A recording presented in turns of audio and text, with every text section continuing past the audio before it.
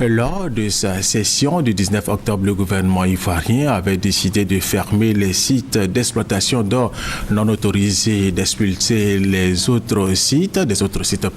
tous les exploitants d'or non recensés pour élaborer un plan de mise en œuvre de ces mesures. Le ministre auprès du président de la République, Alassane Ouattara, chargé de la défense, Paul Kofi, a échangé avec les différents acteurs impliqués dans cette opération et les professionnels de la filière aurifère à Boussadogo. La décision du gouvernement de procéder à la fermeture des sites non autorisés et l'expulsion de tous les orpailleurs non recensés tient de ce que l'orpaillage cesse dans la grande illégalité et que tous les clandestins utilisent pour leurs activités des produits polluants et toxiques tels le cyanure.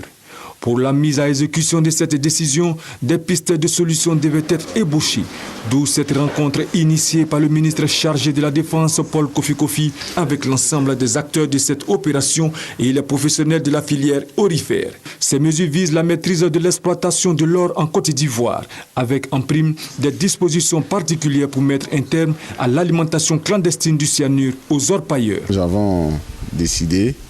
de soumettre au gouvernement donc la décision de pouvoir contrôler davantage ces circuits et surtout pouvoir démanteler ces circuits illicites. La deuxième grande mesure, c'est que nous avons demandé aux forces de se retrouver et de proposer dans les meilleurs jours un plan d'opération